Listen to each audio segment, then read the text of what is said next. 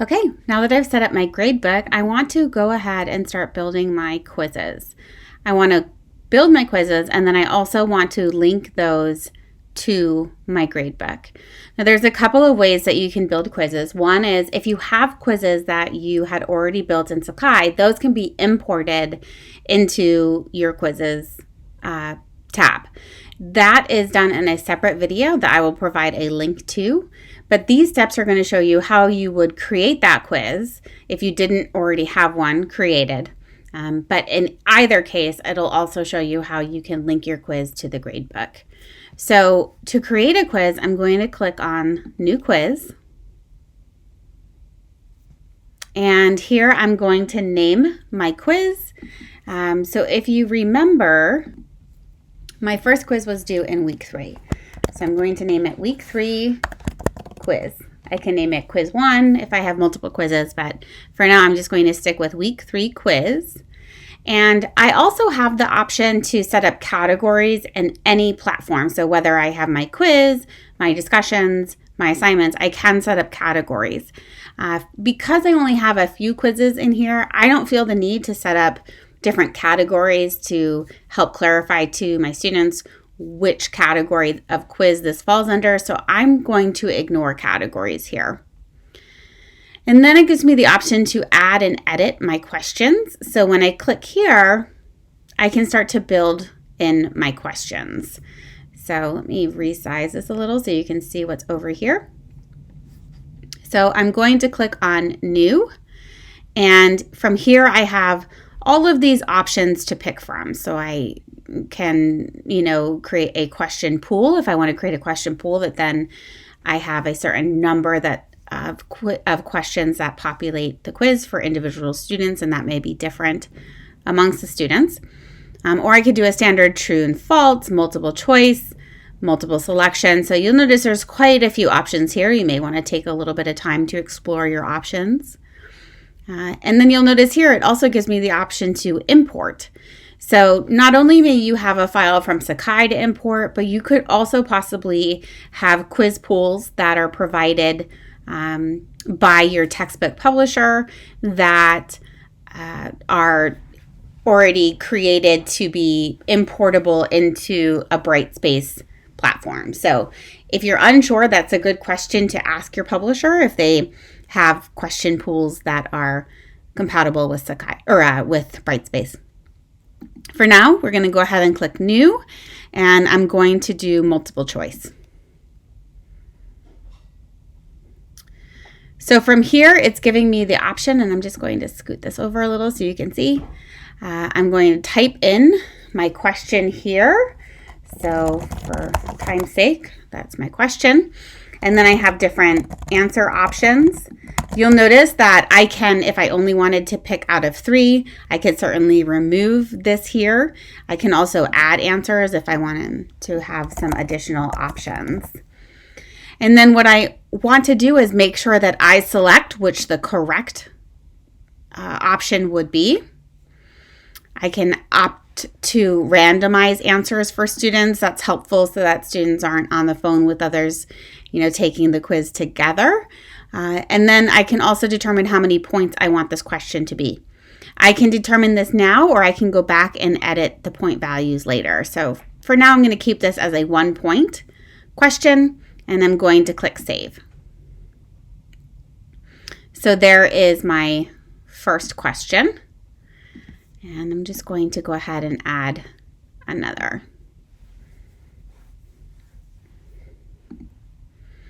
So I wanted to also show you this little drop down here that, let's say that I want to have this be responsive to my learner. So I want to provide immediate feedback to them, whether they got it correct or incorrect. I can set that up here as well. I can also add a hint if they get it wrong.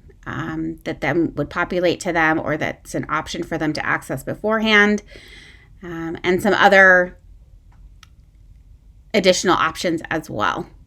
So we'll provide a link to additional videos. Brightspace has a lot of tutorial videos on creating quizzes, but for now, I'm going to just pause a minute, add a couple other questions, and show you how you can then customize your grading of this quiz. Okay, so here I am. I've added a handful of questions. Let's say I want to edit some of the values. I can click here to select every question, and I have some options. I can reorder the order in which the questions appear.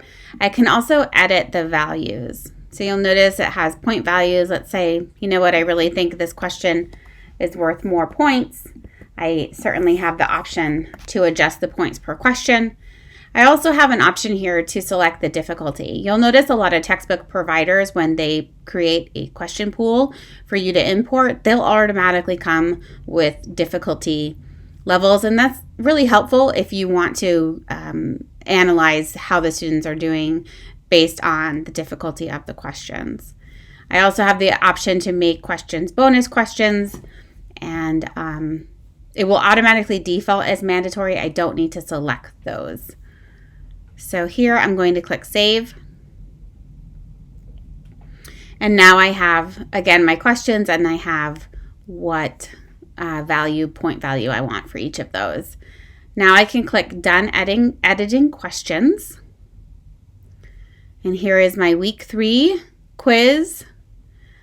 I can customize a lot of things here. So I can customize how many questions do I want per page? Do I want it 1 per page? Multiples per page, or I can leave it blank and it will customize it for me.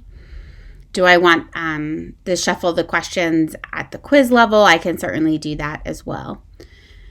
What you do want to make sure that you do is you want to make sure that you are providing some instructions to the students, some written instructions as to what your expectations are.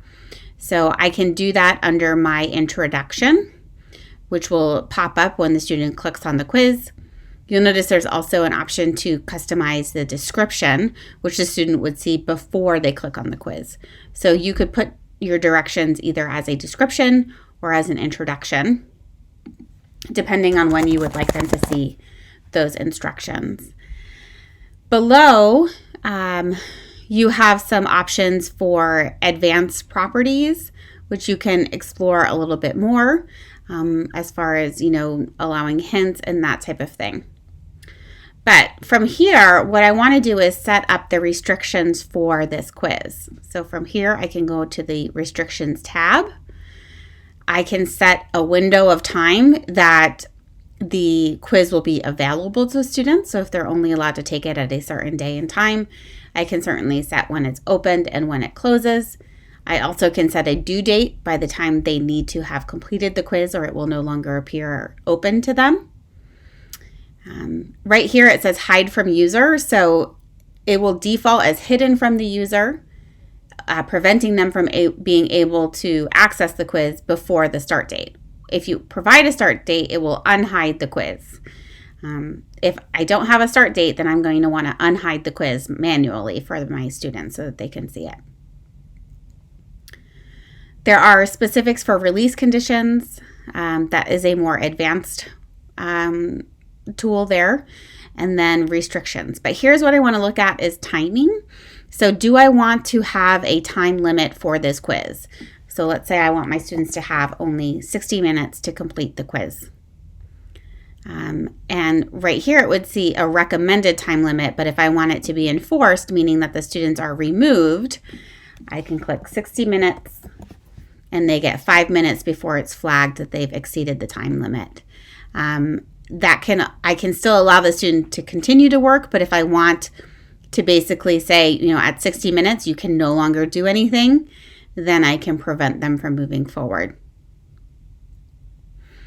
And then you have special access. This is for, let's say you have a student who has a registered disability and they get unlimited time for their quizzes. Here is where you can set that up. You can set up a special user account using their username, and they get a special version of the quiz that does not include the time limitation.